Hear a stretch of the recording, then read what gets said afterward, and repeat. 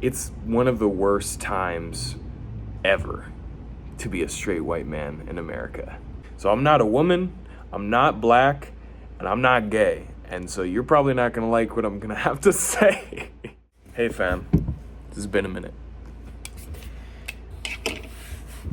So I don't even know how this video is gonna go.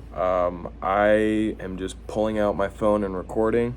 Nothing scripted. I just got off the phone with my mom, and those phone calls are the best. You just get to kind of, you get a lot of different things. But in this specific call, my mom was really pouring into me and just helping me to reflect back at how far I've come and what I've done. And I'm really at a spot in my life. So for you, those of you who don't know me, my name is Aaron. I go to University of Arizona, and I'm initially from the East Coast, up in New Hampshire.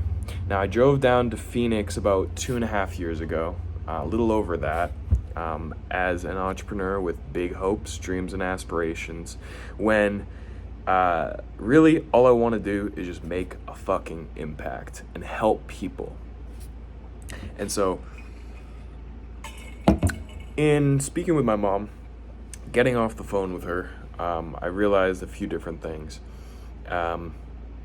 Number one, I had been so kind of amorphous in my story and just, I feel like not really owned my story, not owned who I am and what I've done, what I've experienced, what I've learned.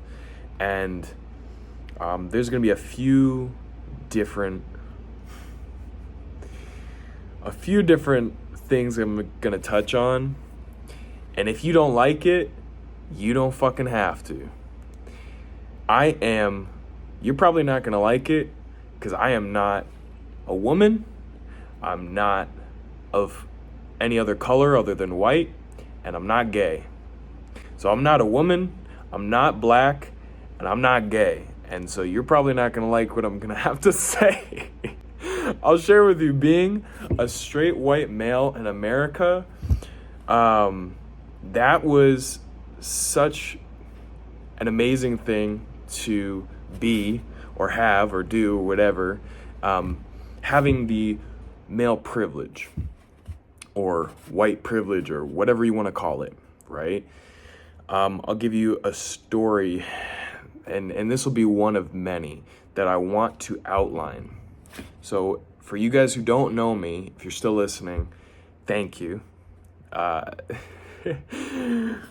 you guys who don't know me, I grew up, like I said, in a really rural part in New Hampshire where essentially you knew one or two neighbors, maybe three. It was a farm town and everyone was so spread out. So it felt like, for me, I was very kind of sheltered growing up with just my household. It was just me. I had my mom, my dad, and my brother was born when I was almost 6 years old. So I had nearly 6 years of being an only child and having to kind of develop my own identity, viewpoints, whatever, myself. Now, my dad growing up was a very psychologically challenging household to grow up in. My dad had a problem with addiction. My dad was not really a good example or a very positive example of a positive male role model, or even just a role model in general, for being any sort of mentor or figure. So what happened a lot of the time, since my parents both worked, was my mom had a bunch of friends. Her best friend and her would take care of me. So essentially had two moms growing up. My mom's best friend, who took care of me a good portion of the time, I was probably around 7 or 8 years old. we're driving in the car one day, and I said, you know what? I said to her, I wish I was black. And she just turned around and just started going off at me. She said, no, you don't wish you were black. You don't understand. You don't understand the things that they have to endure. You don't understand this, that, this. And I was like, whoa, okay, cool. I'm like 7 years old, and here I am like listening to Jay-Z and listening to people in the middle to late 2000s, and almost everyone that I admire or who has any sort of status in the media or whatever, all the cool people I know are black. So that's why I'm like, man, I want to be black. And it was just one of the experiences that I'm learning now, just that kind of shaped me to feel like I have to silence myself, feel like I am not okay with the things that I'm thinking or feeling or whatever that's coming out of my mouth as a straight white man. And the other thing that you ought to know about this woman is that she was very much she was hurt by men. She had a lot of experiences being very much a very deep into feminism, and she was almost to the point where she's a feminazi. She's like, I'm not even looking for acceptance or equality. Now I'm looking for like, boo. I'm looking for like to wrestle and like bah bah, like she's trying to like kill men. It's crazy.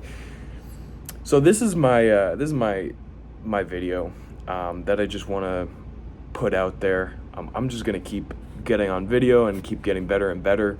I really want to dial in this message because I know that for me, being a straight white male in America has been not all sunshine and rainbows, especially not having a strong male role model. And again, that's just my experience because that's just me.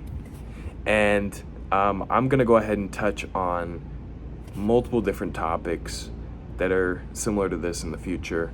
I figure it's a lot easier than just sharing other people's experiences because this is my experience being me. And I guess to keep with the controversy, it's one of the worst times ever to be a straight white man in America.